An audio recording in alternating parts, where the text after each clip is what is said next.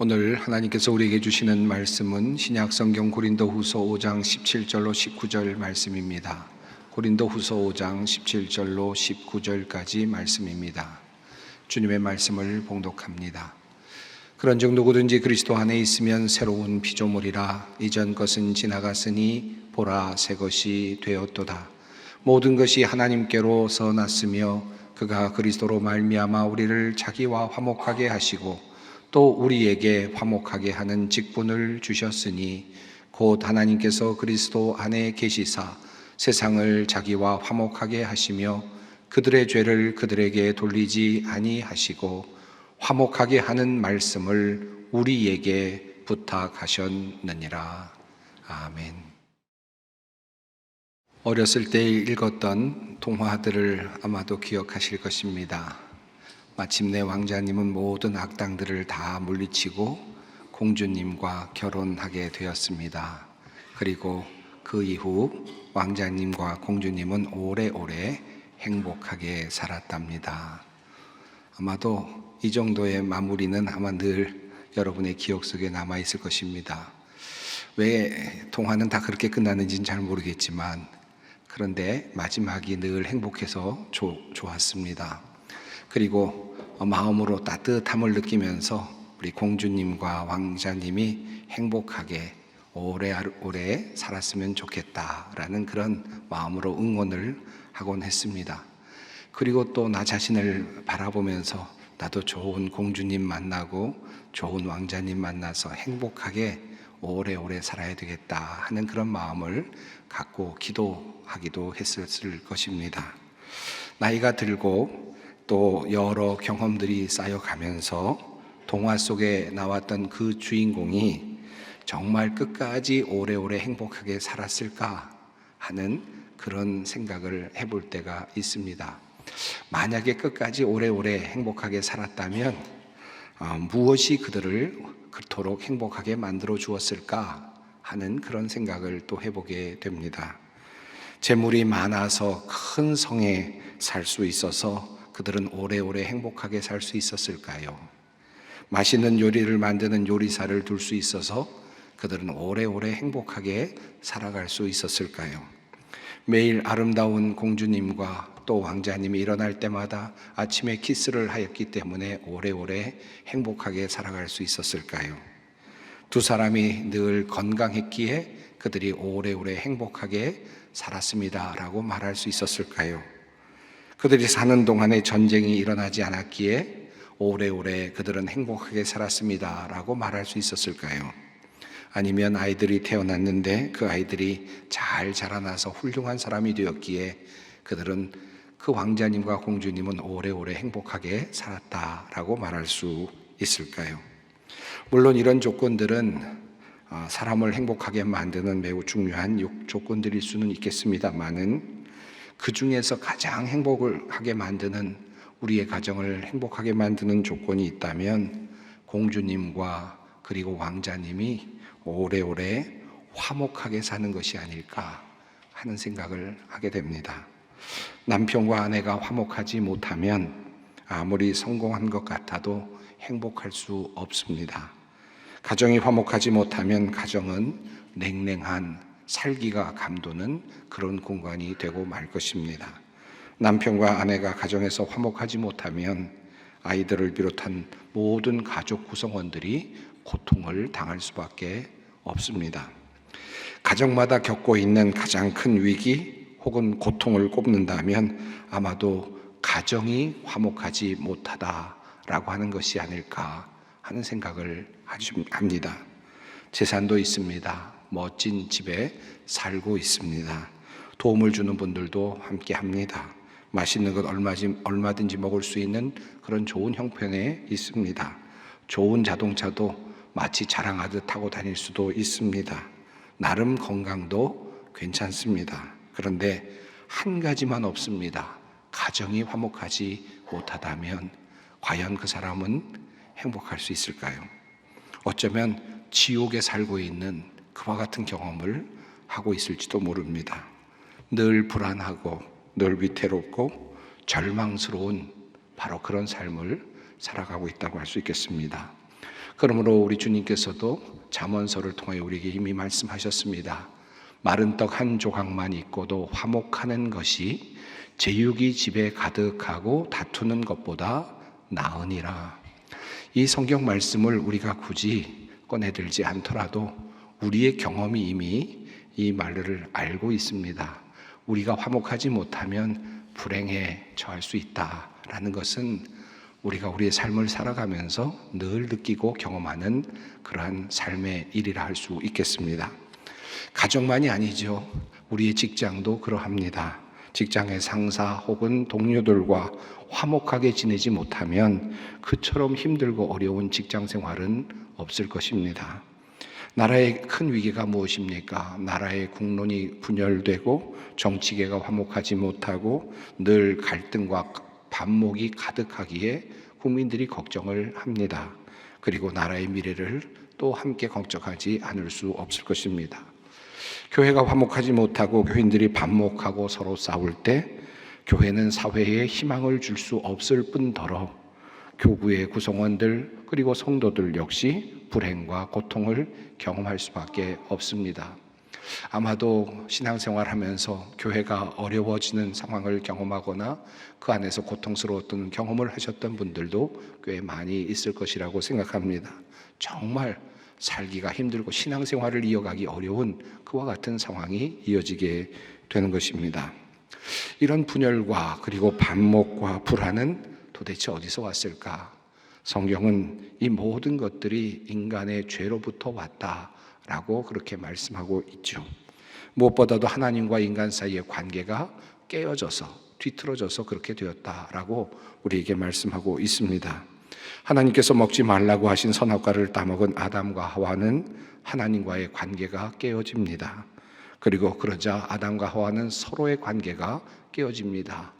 과거에는 내 살 중에 살, 뼈 중에 뼈라고 감탄했던 그들의 언어는 바뀌었고 서로 비난하는 그런 언어로 바뀌고 말았습니다. 자연은 인간에게 늘 그대로 공급해주고 모든 것을 또 공급해주는 그런 관계였는데 그들이 죄를 짓자 자연은 이제 힘들여 인간이 노력을 해야만 얻을 수 있는 관계로 전락해버리고 말았습니다.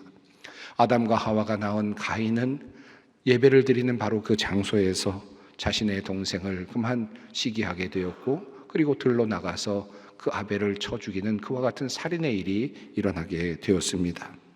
하나님과의 그 관계의 회복이 깨어진 인간의 역사는 한시도 편할 날이 없었고 끊임없는 전쟁과 사륙 그리고 반목과 배반의 역사를 이어오고 있다라고 할 수 있겠습니다.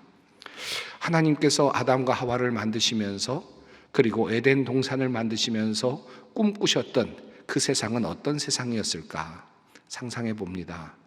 얼마든지 상상이 가능하죠. 하나님께서는 아담과 하와를 창조하시고 그리고 많은 그 자연의 그 식물과 동물들을 만드신 다음에 그들과 더불어 오래오래 영원히 행복하게 살기를 원하셨던 것입니다. 그런데 그만 그 꿈이 깨어졌죠. 아담과 하와가 죄를 지음으로 말미암아 그 하나님의 그 멋진 꿈이 그만 산산조각이 나고 말았습니다. 그럼에도 불구하고 하나님께서는 그 꿈을 버리지 않으셨습니다. 인간의 죄로 말미암아 에덴 동산의 그 꿈은 사라졌지만 그러나 언젠가는 또다시 그와 같은 하나님의 나라를 만들기를 원하셨습니다. 하나님께서 그렇게 꿈꾸며 만들어 가시기를 원하시는 회복하시기를 원하시는 그 나라의 모습이 이사야서에 잘 드러나 있습니다. 그때의 이리가 어린 양과 함께 살며 표범이 어린 염소와 함께 누우며 송아지와 어린 사자와 살찐 짐승이 함께 있어 어린 아이에게 끌리며 암소와 곰이 함께 먹으며 그것들의 새끼가 함께 엎드리며 사자가 소처럼 풀을 먹을 것이며 젖 먹는 아이가 독사의 구멍에서 장난하며 젖된 어린 아이가 독사의 굴에 손을 넣을 것이라. 하나님께서 꿈꾸고 계시는 이 세상은 이렇듯 공존할 수 없을 것 같은 것들이 함께 화목하고 화해하며 살아가는 세상입니다. 물론 이러한 세상은 반드시 전제가 있습니다. 인간과 하나님과의 관계가 먼저 회복되어야 한다라고 하는 전제가 있죠. 자, 그렇다면 우리는 어떻게 하나님과 우리의 관계를 회복할 수 있습니까? 과연 우리는 하나님과의 관계를 회복할 수 있는 것입니까? 인간적으로 본다면 그것은 불가능해 보입니다. 왜냐하면 아담과 하와가 처음 에덴 동산에 있을 때조차 그들은 선악과를 따먹고 하나님과의 불화를 스스로 선택했기 때문입니다. 에덴 동산과 같은 그 낙원과 같은 그 좋은 환경에서도 하나님을 떠난 인간이니 적박하고 고통스러운 이 현실 속에서, 그리고 인간의 죄악으로 양심마저 뒤틀어져 있는 상황 속에서 우리 인간이 하나님과 스스로 화해를 한다는 것은 불가능한 일일 것입니다. 더욱이 하나님과 불화한 상황 속에서 사탄은 끊임없이 우리로 하여금 하나님께 나아가지 못하도록 방해하고 있기 때문입니다. 그러므로 우리는 스스로의 힘이나 능력으로 하나님과 화목할 수 없습니다. 그 모든 이유보다도 더 크고 본질적인 이유가 하나 더 있습니다. 우리가 죄인이기 때문에 우리가 먼저 주님께로 나아갈 수 없다라고 하는 것입니다. 예를 들어 어떤 아내가 결혼의 의무를 저버리고 다른 사람과 그만 바람이 나서 남편을 배신했다라고 생각을 해보십시다. 그렇다면 그 여인은 남편에게 죄를 지은 것이 되겠죠. 그렇다면 화해와 화목의 주도권은 죄 지은 그 여인에게 있지 않습니다. 죄를 지은 여인 때문에 피해를 입은 그 남편이 화목의 주도권을 갖게 되겠습니다. 모든 관계 회복의 주도는 바로 그 피해를 입은 바로 당사자가 가지게 된다는 말씀입니다. 마찬가지로 하나님과 우리 인간의 관계도 그러합니다. 우리가 죄를 지었기에, 우리가 스스로 하나님을 떠났기에 우리는 스스로의 힘으로 하나님과 화해할 수 없습니다. 하나님께서 우리를 맞아주시지 않는다면, 하나님께서 우리를 화해로 맞아주시지 않는다면 우리에게는 희망이 없습니다. 그럼에도 불구하고 성경은 하나님께서 이와 같이 뒤틀어져 있는 인간과의 관계를 회복하시기 위해서 끊임없이 기다리고 기다리셨으며, 또 인간이 그럼에도 불구하고 하나님 앞으로 나오기를 원하고 바라셨다는 사실을 우리에게 말씀하고 있습니다. 이사야서 65장의 말씀입니다. 나는 내 백성의 기도에 응답할 준비를 하고 있었지만 내 백성은 아직도 내게 요청하지 않았다. 누구든지 나를 찾으면 언제든지 만나려고 준비를 하고 있었지만 아무도 나를 찾지 않았다. 내 이름을 부르지도 않던 나라에게 나는 보아라 나 여기 있다, 보아라 나 여기 있다 하고 말하였다. 제멋대로 가며 악한 길로 가는 반역하는 저 백성을 맞이하려고 내가 종일 팔을 벌리고 있었다. 하나님께서는 우리 인간과의 관계를 회복하시기 위하여 구약시대에서부터 끊임없이 팔을 벌리고 서 계셨다라고 말씀하지만 우리 인간은 하나님께로 나오지 않았습니다. 결국 하나님께서는 자신의 아들 예수 그리스도를 이 땅에 보내시고 또 특별한 하나님의 화목의 역사를 이루게 되십니다. 그리고 그 역사를 이루신 후에 요한일서는 이렇게 우리에게 말씀합니다. 사랑은 여기 있으니 우리가 하나님을 사랑한 것이 아니요 하나님이 우리를 사랑하사 우리 죄를 속하기 위하여 화목 제물로 그 아들을 보내셨음이라. 하나님께서 화목 제물이 되게 하시기 위한 제물을, 예수 그리스도를 우리에게 보내셨다. 이것이 하나님의 사랑이다라는 말씀입니다. 인간과 하나님의 그 화목의 프로젝트는 하나님으로부터 시작되었음을 말씀하고 있습니다. 그리고 그 일에는 하나님의 아들 예수 그리스도가 함께 하셨음을 우리에게 말씀하고 있습니다. 바로 오늘의 본문이 이것을 우리에게 이렇게 증언하고 있습니다. 모든 것이 하나님께로서 났으며 그가 그리스도로 말미암아 우리를 자기와 화목하게 하시고 곧 하나님께서 그리스도 안에 계시사 세상을 자기와 화목하게 하시며, 하나님께서 화목하게 하셨다. 하나님의 주도에 의해서 우리가 화목을 이루게 되었다. 하나님에 의해서 그리스도를 통하여 그리스도 안에서 우리가 화목을 얻게 되었다라고 하는 말씀입니다. 자, 그렇다면 이 화목하다라고 하는 것은 어떤 의미를 가지고 있습니까? 화목이라는 이 단어, 헬라어 단어를 조금 살펴볼 필요가 있겠습니다. 이 화목이라는 단어를 동사로 사용할 때 카탈라소라고 하는 헬라어를 사용합니다. 이것이 명사형으로 사용될 때에는 카탈라게라고 하는 단어로 사용이 됩니다. 이 화목한다라고 하는, 화해한다라고 하는 그런 뜻을 가지고 있죠. 근데 이 원래 이 헬라어가 가지고 있는 뜻이 있습니다. 이 카탈라게라고 하는 단어는 주로 현금을 환전할 때 서로 같은 가치로 환산하여서 환전하는 것을 말합니다. 다시 말해서 화폐 교환의 의미가 있습니다. 화폐를 교환할 때 큰 화폐가 있고 또 적은 가치의 화폐가 있을 텐데 그것을 잘 맞추어서 그 차이를 조율해서 잘 맞추는 것을 카탈라소라고 그렇게 말을 하는 것입니다. 자, 그런데 이 단어에는 아주 흥미로운 조합이 있습니다. 두 단어가 합성으로 이루어진 단어인데 여기는 앞서 카타라고 하는 단어가 앞서 있습니다. 이 카타라고 하는 단어는 높은 곳에서 아래로 내려온다라고 하는 그런 뜻을 가지고 있습니다. 높은 데서 아래로 내려온다라고 하는 그런 여러 가지 다른 뜻도 있습니다만은 이 글자에는 이와 같은 의미가 함께 담겨 있다고 할 수 있겠습니다. 또 그 뒤에 붙는 알라소라고 하는 단어가 있는데 이것은 교환한다라고 하는 뜻을 가지고 있습니다. 그러니까 이 두 단어를 합해서 생각하면 높은 곳에 있는 누군가가, 우월한 위치에 있는 누군가가 낮은 곳으로 내려와서 무언가를 교환한다라고 하는 것입니다. 그것이 화목이다라고 그렇게 정의를 하는 것입니다. 우리가 보통 영어에서 understand라는 말을 사용하는데 이 understand라는 말도 이 두 단어가 합해 있지 않습니까? under라고, 아래라고 하는 단어, 그리고 stand라는 말은 선다라고 하는 것인데 이게 이해한다라는 말로 주로 번역이 되죠. 이해한다는 게 뭐냐?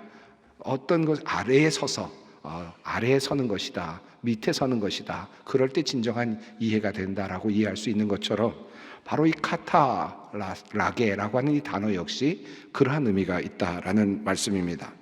그런데 묘하게도 하나님께서 우리 인간을 위해서 화목의 길을 걸어오신 그 길을 보면 바로 이 단어의 뜻과 매우 닮아 있음을 알게 됩니다. 예수 그리스도께서 이 땅에 오십니다. 성육신이죠. 그리고 십자가에 달려 죽으십니다. 하나님의 이 모든 것이 선제적인 화목의 행위라고 할 수 있겠습니다. 하나님은 저 위에 계시고 인간은 죄인의 모습으로 있습니다. 그 간격이 너무나도 커서 그 간격을 메울 수가 없습니다. 이거 서로 교환할 수가 없는 그와 같은 큰 차이가 있습니다. 하나님께서는 인간의 몸으로 내려오셔서 인간과 같이 되셨죠. 그럼에도 불구하고 하나님과 인간과의 관계는 채워질 수 없습니다. 예수님께서는 낮은 자리에 내려가셔서 겸손하게 병든 자들과 그리고 가난한 자들과 함께 하셨지만 그것만으로도 하나님과 인간과의 간격을 메울 수가 없었습니다. 그래서 예수님께서는 죄인의 자리에 쓰셔서 십자가형으로 죽어가야 하는 그 죄인의 자리까지 내려가셔서 모든 인류와 모든 인간과 하나님과의 그 간격을 메꾸셨습니다. 그 전능하신 그 하나님의 아들 예수 그리스도, 온전하신 예수님께서 그 모든 간격을 메우시고 그 차이를 극복하신 것입니다. 그래서 우리가 하나님과 교제할 수 있는, 하나님과 화목할 수 있는 길을 열어주셨다는 것입니다. 성경은 말씀합니다. 이 사실을 이렇게 표현합니다. 그의 십자가의 피로 화평을 이루사 만물 곧 땅에 있는 것들이나 하늘에 있는 것들이 그로 말미암아 자기와 화목하게 되기를 기뻐하심이라. 전에 악한 행실로 멀리 떠나 마음으로 원수가 되었던 너희를 이제는 그의 육체의 죽음으로 말미암아 화목하게 하사 너희를 거룩하고 흠없고 책망할 것이 없는 자로 그 앞에 세우고자 하셨으니. 그리고 이 하나님께서 주신 이 놀라운 화목의 역사는 예수 그리스도의 부활을 통해서 정점에 이르게 됩니다. 왜냐하면 예수 그리스도의 부활은 이 주님의 모든 말씀과 행위가 진실임을 증명하기 때문입니다. 이것이 사실임을 증명하기 때문입니다. 그래서 로마서 5장 10절은 이렇게 말씀합니다. 곧 우리가 원수 되었을 때에 그의 아들의 죽으심으로 말미암아 하나님과 화목하게 되었은즉 화목하게 된 자로서는 더욱 그의 살아나심으로 말미암아 구원을 받을 것이니라. 그러므로 예수님의 죽으심과 부활은 우리에게 한 가지 사실을 알려줍니다. 이제 우리가 하나님과 화목하게 되었다라고 하는 것입니다.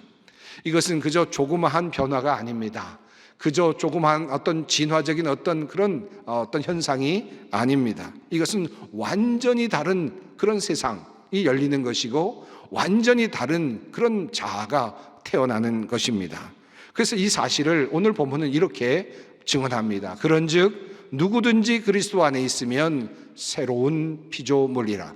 이전 것은 지나갔으니 보라 새 것이 되었도다. 예수 그리스도의 죽으심과 부활의 사건은 우리 모두를 새로운 피조물로 바꾸어 주시는 것입니다. 새로운 관계 안으로 우리를 넣어 주시는 것입니다. 그리스도 안에서 우리는 새로운 피조물이 된다는 것입니다. 한마디로 우리는 예수 그리스도의 죽음과 부활로 새로운 존재, 새로운 피조물이 되는 것이고 우리는 하나님과 화목한 존재가 되는 것입니다. 새로운 세상, 새로운 차원이 열리는 것입니다. 예수 그리스도의 그 부활 신앙이 무엇일까? 우리는 지금까지 몇 가지를 살펴보고 있습니다. 첫 번째로 예수의 부활을 믿는다는 것은 우리가 장차 마지막 날에 다시 살아날 것을 믿는다라는 것이라고 말씀을 드렸죠. 우리의 부활을 믿는 것입니다. 또 한 가지, 지난주에 우리가 살펴보았습니다마는 예수님의 부활을 믿는다는 것은 이 땅에 진리가 여전히 살아있고 여전히 부활했다라고 하는 것, 그리고 그 정의가 여전히 살아 심판의 자리에 설 것이라는 사실을 우리가 인정하는 것이다 라고 말씀을 했습니다. 이 말씀 우리가 나눴습니다. 오늘 우리는 부활신앙이란 무엇인가? 부활신앙은 부활신앙을 믿는 모든 사람들을 새로운 존재로 만드는 것이고 새로운 차원으로 끌고 가는데 그 차원은 바로 우리 모두를 화목해 하시는 그 자리로, 하나님과 화목하게 된 자리로 우리를 이끌어 가는 것이다. 예수 그리스도의 죽음과 부활로 인해서 우리는 하나님과 화목하게 되었습니다. 이것이 복음입니다. 그냥 하는 말이 아니라 이제 하나님은 우리의 아버지가 되시고 하나님은 우리를 지극히 사랑하시며 우리를 돌보아 주시며 우리의 운명을 이끌어 가실 것입니다. 하나님이 나의 구주가 되시는 것입니다. 진정한 나의 동반자가 되시는 것입니다. 우리는 하나님과 화목하게 되었습니다. 자, 그런데 오늘 본문 바로 다음에 이런 흥미로운 구절이 있습니다.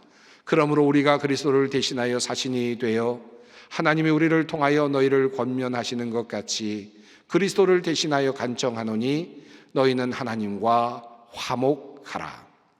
이 말씀이 조금 어려워집니다. 왜냐하면 바울 사도는 이렇게 말합니다. 너희가 이제 하나님과 화목하라. 그러면 조금 전에 예수 그리스도의 죽으심과 부활을 통해서 이미 우리는 하나님과 화목하게 되었다라고 말했는데 왜 또 바울은 이제 우리에게 너희는 하나님과 화목하라고 다시 고쳐서 말하는 것인가? 그렇다면 과거에 예수님의 십자가와 부활의 사건이 완전한 화목을 이룬 것이 아니라는 말인가? 우리가 무엇인가를 더해야 된다는 말인가? 라고 하는 그런 의문이 생길 수 있을 것입니다. 그러나 이것은 두 가지 의미에서 살펴볼 필요가 있습니다. 첫 번째는 이 화목이라고 하는 것은 한 번의 순간을 의미하는 것이 아니라는 것입니다. 화목은 끊임없이 이어지는 삶의 과정이고 화목은 지속적인 삶의 여정입니다. 우리 가정이 화목하다라고 말할 때 그 말 속에는 어떠한 순간을 의미하지는 않을 것입니다. 계속되는 일상의 지속성을 이야기하죠. 지금까지 우리가 싸우고 살아왔는데 우리 가정이 싸움이 있었는데 바로 어제 우리 서로가 서로 서명을 하고 서로 싸우지 않기로 그렇게 사인을 했기 때문에 이제부터 우리는 화목하다 이렇게 말하지는 않을 것입니다. 잠시 전쟁이 그냥 조금 멈춰섰는지 모르겠지만 그런 가정을 화목한 가정이라고 말하지 않을 것입니다. 우리 가정이 화목하다라는 말의 뜻은 무엇입니까? 아침에 일어날 때 함께 있는 사람 때문에 즐겁고 기대가 되고 함께 음식을 나눠 먹을 때에도 늘 평안이 찾아오고 같이 있는 것이 행복하고 늘 즐거웠고 밤에 잠자리에 들 때도 또다시 또다시 마음이 평안해지고 함께 있는 것이 감사한 것. 내일도 그렇고 어제도 그랬고 오늘도 그런 것. 그런 가정을 우리는 화목한 가정이라고 말하지 않습니까? 하나님께서 지금 바울 사도를 통하여 너희는 하나님과 화목하라 라고 하는 이 말씀은 하나님께서 이제 하나님과 화목하는 길을 열어주셨기 때문에 이제부터 너희는 그 화목 안에 온전하게 거하라는 뜻입니다. 그 화목 안에 늘 아침을 만나고 그 화목 안에서 점심을 보내고 그 화목 안에서 매일을 보내라는 말씀입니다. 그 화목이 나를 지배하게 하라는 말씀입니다. 그 평안함으로 들어가라고 하는 말씀입니다. 또 한 가지, 너희는 하나님과 화목하라는 이 말씀에 다른 뜻이 있습니다. 그것은 우리로 하여금 화목해 하는 사람으로 다시 태어나라 라고 하는 뜻이기도 합니다. 바울을 통한 주님의 말씀입니다. 모든 것이 하나님께로서 났으며 그가 그리스도로 말미암아 우리를 자기와 화목하게 하시고 또 우리에게 화목하게 하는 직분을 주셨으니 곧 하나님께서 그리스도 안에 계시사 세상을 자기와 화목하게 하시며 그들의 죄를 그들에게 돌리지 아니하시고 화목하게 하는 말씀을 우리에게 부탁하셨느니라.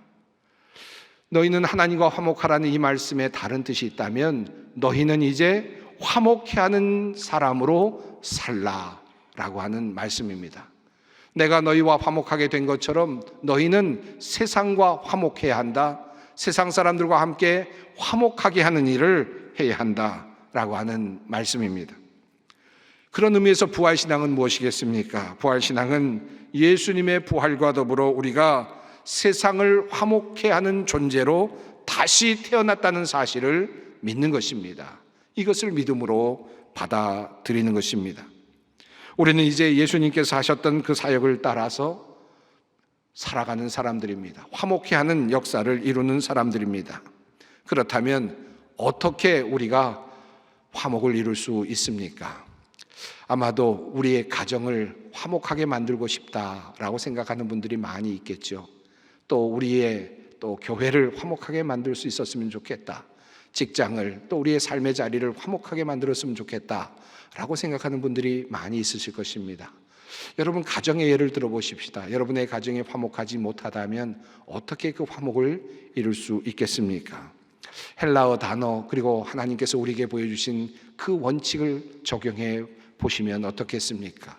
카타, 높은 자리에서 밑으로 내려가라는 뜻입니다. 높은 자리에서 밑으로 내려가 겸손하게 자기를 낮추어 그리고 그것에서 가치의 교환을 하는 것입니다.